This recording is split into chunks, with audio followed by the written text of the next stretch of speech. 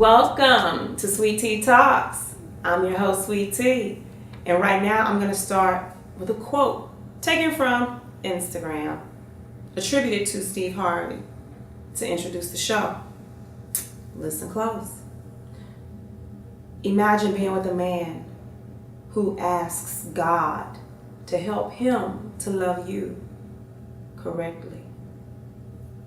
But if he loves you, he will profess it. He will provide for you, and he will protect you. If he really loves you, the ultimate profession is, "This is my wife." Again, attributed to Steve Harvey, right? But then my question is, what if he feels this way and professes this for multiple wives? Hence today's show. Houston-based filmmaker Del Lamar, who is currently filming a documentary about relationships that feature open conversations about various lifestyles, including the topic of today's show, is here with us today. Welcome to Sweet Tea Talks, Del. Thank you. Thank you all the way from Houston, Texas, here in New York City. And in terms of the topic, get ready, guys. And I think this is going to be a two-part show, but you tell me what you think. Relationship norms and expectations have changed drastically in the last several years here in Western culture. Consider the way we relate, the way we value each other, even how we may devalue each other. Those human interactions, they're diverging from a previous model of one-on-one love, if you will, and it's shifting to something less traditional. More debatable, for some more emotionally torturous. What might that be? The title of today's show is Polyamory, Polyandry, Polygyny, Monogamy, and all those E's in between. Again, thank you for being with us to share your insights and perspective on such may I say, radical topic. I saw that eyebrow. Radical topic. It definitely it triggers something in me, guys. And for a minute, I didn't want to even talk about this. I sometimes feel, well, you know what? I'm not going to put my personal opinion into this. We definitely want to be, unbiased. In this particular topic, I think I'll have more to say in part 2.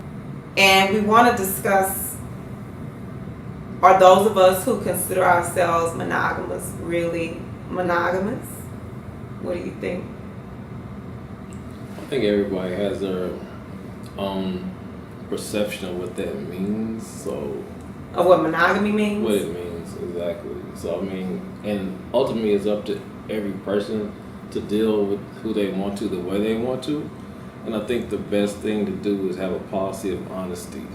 Mm-hmm. So if you could deal with that, you can talk to that person and decide, this is how I want to deal with you, this is how I want you to deal with me, and have a mutual respect. And then if that's the foundation, you probably can do pretty much anything that you want to do.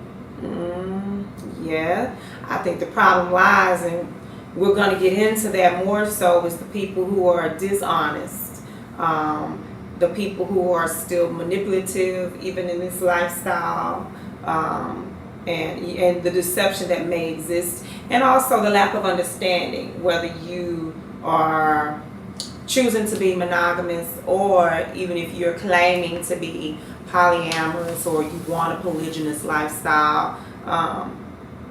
I think in terms of the Western culture, there's still a lack of understanding, or maybe just a choice to disregard, again, in efforts of perhaps being, I don't want to use the word wicked, but manipulative, deceptive, to take advantage. But that's the whole purpose of the conversation, just to put the sides out.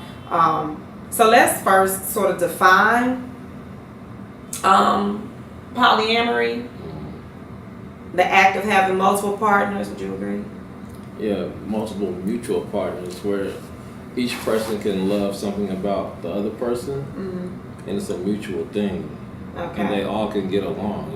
It's a situation, from my understanding, is there's no real conflict there. It's just about what the individuals need for each other and for themselves. Okay, so I think the key word was mutual, meaning consenting. Exactly. All parties consenting. And polyandry, something you may not hear a lot of, but this is a partnership or partnerships or lifestyle where a woman has multiple husbands. Multiple husbands, ladies. Imagine that. Let's close our eyes for a moment and ponder.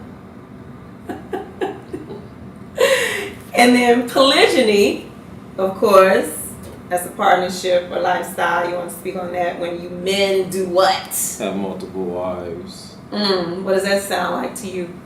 I mean, it depends. It could be heaven, it could be hell. It could be a lot of drama in that. It just depends. But again, I think it's ultimately up to those individuals. If you choose to live those lifestyles, you just have to be respectful and responsible to make sure that you can take care of the needs of each other. Right. You definitely have to make sure you can take care of those needs, and we'll talk more about that. And then there's also the component of what we call monogamy, you know, the lifestyle of feeling as though we have one partner or one partner at a time. But then as of late, research likes to frame this lifestyle as serial monogamous, because they're saying essentially you're still not monogamous, because how many of us really, or you for that matter, have been with the same person your entire life once your intimate relationships have began? So essentially what they're saying is you're really not monogamous unless you've just been with one person. So that's debatable, you know, monogamy, serial monogamy. We're going to talk about all of that. So I think if you label, when you include these labels, then it does almost become a catch-22. Yeah.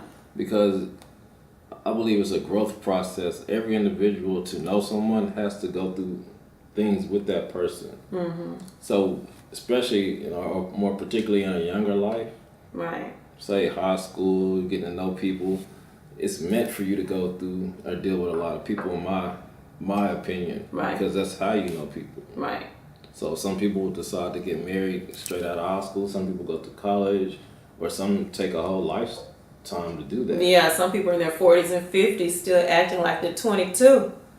Yeah, because they just can't emotionally, I don't know if it's emotionally, spiritually, they may just not be ready. Hormonally, you know. I was just reading a study, a neuroscience study that literally talked about testosterone levels in certain men, and it was focused on men, and it's no bias, but they were stating how testosterone levels in men who are in relationships are actually a little lower than the testosterone levels of men who are not. So it's definitely something to wonder and research. Is that why they are not in a relationship? Because the testosterone level is a bit higher, so they're more likely to go out and want to seek more, you know, biologically, versus once you're in a relationship. It doesn't say that it's not high, but it's just lower, which means you're not as likely to want to go out and, I guess, seek multiple partners. I don't know. I think it's an interesting debate. Not to get too far into that, but based on what you just said, I wanted to point that out.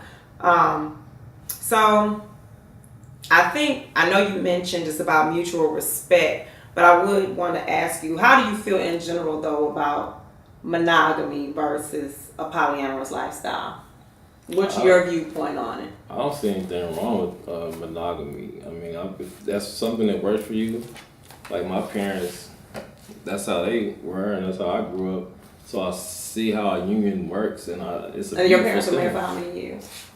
Oh, how many years? It was like 50 years plus. Wow. Yeah. You see what I mean? So that's my experience, but I don't take anything away from somebody else that chooses a different lifestyle either. I mean, your environment has a lot to do with how you think and feel about things.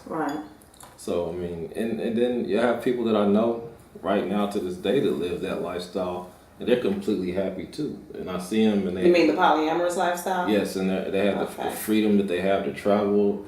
There's not arguments going on. I mean, it's just a stress-free life to them, and I really get that part because a lot of times I think after you get used to a person, it's a point in time it's going to be a conflict. I'm sure it's like that too in those relationships that are polyamory, right? Because it's still a struggle. You got a lot of times where people want to feel like they control perhaps the situation, or it's a little ego involved there, or and then I think a natural thing is to be jealous in some ways. It's part of a human traits, right? So it takes a certain type of maturity, and the maturity is important. Again, I think one of the problems that I have with this whole concept of polyamory, the lifestyle, is when you have individuals who are manipulative and deceptive, even under these umbrellas. They may say that they're polyamorous, but then they still don't, they still are not revealing. And when you study these lifestyles, that is one of the things you are supposed to be revealing, as in no one is being kept a secret, and the information, what's going on is on the forefront, it's on the table so that people can make the proper choice. Again, going back to you saying the level of maturity that should exist. And so there are just many aspects of everything that, we want to touch on. I don't want to become too opinionated. I just want to reveal information, put things out there for you to ponder. And so that's what we're going to continue to do as we move forward. One thing I do want to ask is that in the whole world of polyamory and whatnot, you can move toward marriage. And we do know, of course, in Western culture that the marriage would not, say, be a legally binding marriage, but there are some contracts involved that I came across in the research. So what do you say about people who choose to move from just polyamorous lifestyle, meaning you're just dating multiple people, to actually securing wives? Well, I think that's a cultural thing, and I mean, people will come from different countries or different regions of the world. That's something that's natural and normal, so I'm sure they just want to bring their culture here, and I think that more or less what that stems in. But as far as America, I think that, This is America. This is America, so people we don't do that. Yeah. No, let me stop. We don't do that. Most people don't do that. Or you can this do is it. America. Or people do it Leave it anyway. No, let me stop. I said no opinion. Let me stop. Sorry. I mean, people are gonna do what they're gonna do anyway. Yeah, so I guess people do what they do. that gets to where you're saying whether someone's being deceitful or not. Yeah. So somebody might have that in them, or for instance, a lot of times I think you mentioned that men have testosterone or high levels. The testosterone levels. Yeah. Yes. So. Yeah, there was a study on that. Did I think we talked about that earlier. There was a study on testosterone levels that I read in this neuroscience magazine that stated men who are unpartnered have higher testosterone levels than men who are partnered. And so they were trying to look at a parallel between that, just to determine. And it's not to say that men who are in relationships just don't have a drive, but it's just less of a drive. And so they were connecting it to the whole biological aspect of seeking, mating, impregnating, things of that nature. Just the biology of it, not so much the sociology. Yeah, and but that's how we populate the earth. So I mean, I can see that. But then also, I hear that in later life. But they're trying to exercise population control, so maybe y'all need to pause. No, but then the women, I hear, women in their later life, I hear, become more sexually active. But we don't want to populate the earth. But what's the difference between you we don't becoming want to more? populate the earth, though. But that's how we got here. But we don't want to That's how you got here. That's how I got here. That's how I think they just want to engage in the act, but it's the. We're talking about the basic principle. Right. We're not talking about We're not using this as an excuse. This is America. Well, America, whatever country, you still have to populate the earth. That's how we get here. So Yeah. So what do you say to that? I mean, I say polyandry to polygyny, and that's an interesting concept. It's actually slept on. Again, you have the men who, it seems like the key number is 4 with the wives, and there's even research that shows they may have their 4 wives, but then they even have concubines. But what's less popular is polyandry. but they have to be responsible. It's not just having wives. They have to be responsible and take care of those wives, correct? Mm-hmm. So yeah, With polygyny, yes, you should be financially capable of providing for your wives.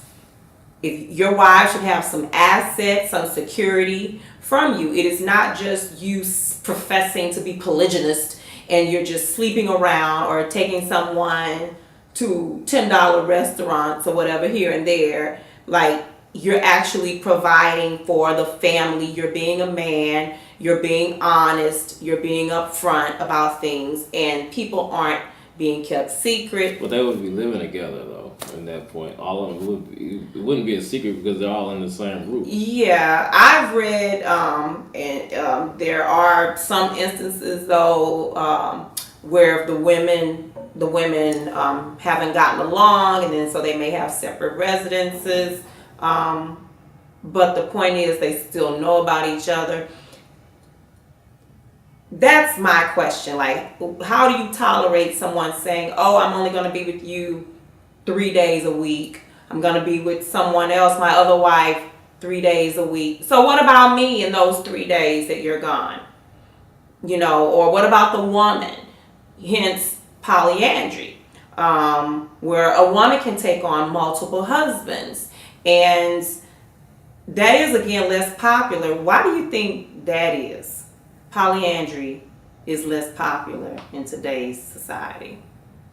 I think that goes back to control issues, actually. I mean, people, in my eyes, human beings are human beings. We all have our needs, and I don't think that men want sex or companionship any less than a woman does. I think it's just if you're honest about it. Mm-hmm.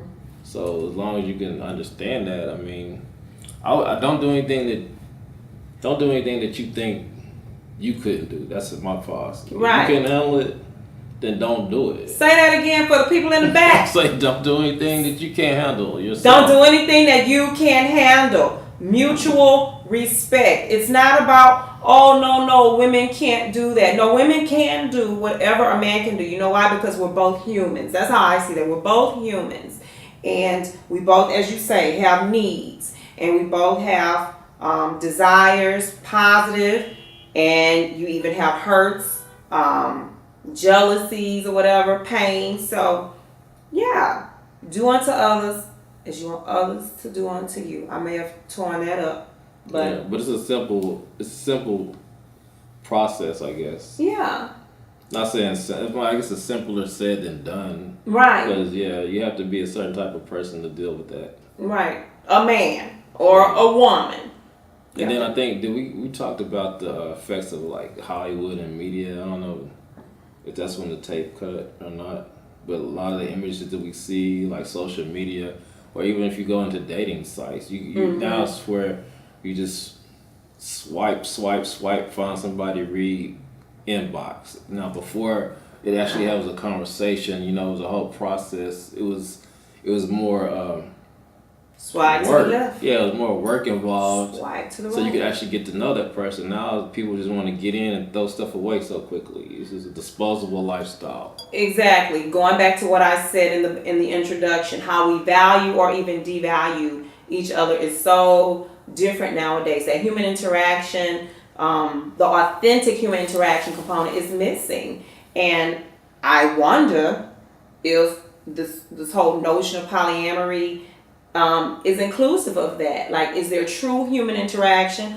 or is it just surface level because you're truly not getting to the meat and bones of getting to know someone? Well, I guess if you're a serious person in polyamory, it is still that does exist because it is about getting to know the people you're involved with. Mm-hmm. It's not just an excuse to date multiple people. Like these people say they have an intimate connection with each other, so it's not just an excuse. But how do you have an intimate connection if you're literally always focused on who I'm going to see on this set number of days, and then you're thinking about the next set number of days? It's like I feel like you're putting so much energy into when you're going to see a person on what day. I'm not sure if it's that structured. I mean, sometimes they meet up for dinner, they go out for movies, and it works around whatever their lifestyle may be. Like some people the profession might dictate that, not necessarily like, yo, I can only see you based on my schedule. It has to be.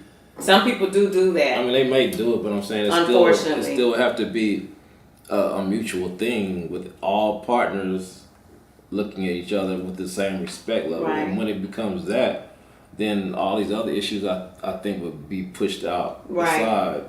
But and when it's not that. Yeah, when it's not that, then you're going to have problems. You're going to definitely have problems because now it becomes a competitive thing. Right. And now someone's like getting their required time or whatever it is. Right. So, I mean, even if it's a relationship and you're monogamous, you can have the same issues there. Right. Easily. Right. And I think some people just get maybe tired of that one person, or you get used to the one person and now you want to do something new.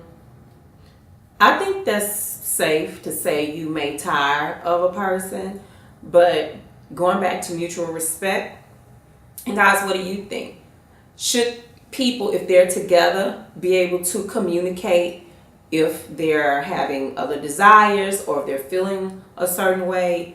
Should the communication be strong enough that you can sit and have that conversation so you can determine next steps, so that it's not a situation where you're going behind someone's back, cheating, quote unquote, or engaging with another woman, or ladies with another man. Like, what is engaging? If the person you're with assumes that you guys are in a mutual monogamous situation, and then you feel like you're getting tired, as you just used for example, should you not be able to have a conversation? I feel like maybe that's what's missing. People being able to talk and be able to say, look, I feel something is going on between us, or maybe I'm feeling attracted to someone else. But that's a communication thing, and I think a lot of women love the communication part, maybe more than men. But then there's also an element of, I want to be in a monogamous relationship, but you're putting so much pressure on me about me interacting in a normal life. Now it's too much stress. Now you're forcing me to go out and engage with other people. What do you mean? Particular women, you know what I'm saying? It's like... What do you mean a normal life? What's just like, let's use engagement for instance. You say, how's one person engage with another? So if I talk to a woman, that doesn't necessarily mean I'm trying to get into her pants. If I say hello, and that's an issue for you, now you're nagging. So now I'm in a position. Ladies, that's that word, nagging. Now I'm like, we nag, according to the man. Because it's like, I just said hello. It's a conversation. I mean, I'm working, I'm out. But how'd you say hello? Was it hello? Was it hello? How are you doing? How are you doing today? Hello? Or was it hello? It's just hello. How are you doing? Look, hello. Or maybe she said hello to me. Is it a flirty hello? She flirted with me, but now my woman. See, that's what happens, ladies. They getting that hello. But so if a woman says hello, they're not just, hey, how you doing today? Well, she says that to me, and I still have an issue with my woman. Oh my God! So sometimes you just have an issue no matter what you do. So that may not be a compatible relationship. Well, see, you're right, but that's what communication comes in. But does that mean you go engage in a polyamorous lifestyle just because you feel stressed? It doesn't mean that, but I think you could push a person to it over time because everybody has needs. So when you do that, needs, like, first of all, needs are not just sexually met. So if you're not getting the intellectual part and you long for that, you're going to want to have it. If you're an intellectual person, you have to have that. Right. Right. So what do? I'm saying I'm in a relationship with this particular woman, but now I'm getting intellectual satisfaction with someone else. Is that even cheating? It's emotional cheating. At least that's what they say with women when it comes to other men. There's a lot of research on that shows women who may emotionally cheat, and they feel sometimes that's even worse than physical cheating, because men are more, as we say, physical or biological, whereas a woman is more emotionally attached. And she could fall in love per se without even having intercourse. So it's debatable. And so I guess as a woman, that's how we would see it.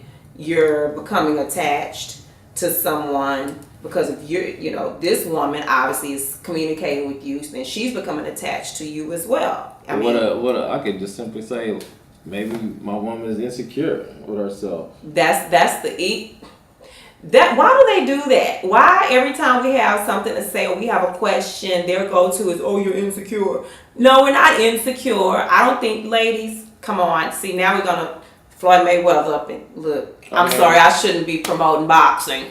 But you definitely have that. I'm not saying no, that's not always do the same thing the case. Sometimes, though, I heard. No, that is not always. It has nothing, because and the reason I don't like that term, I'm just going to put it out there, is because some men use it so inappropriately. Like, they can be wrong, they can be lying, like just so dishonest, but they'll just say, oh, you're just insecure. So it's almost like a smoke screen. They're projecting themselves, they're lying, and they're trying to deter you from seeing the truth. Almost like gaslighting.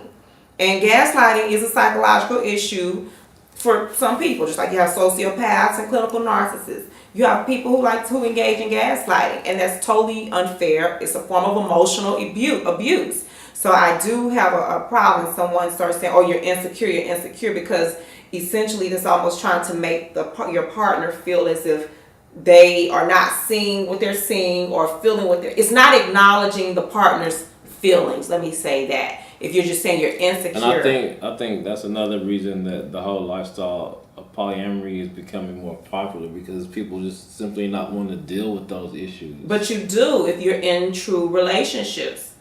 You do.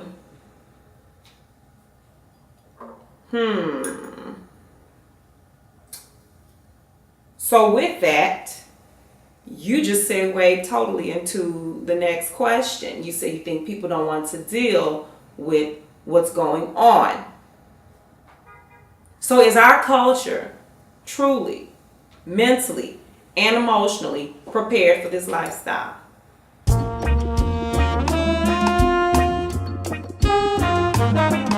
Sweet Tea Talks.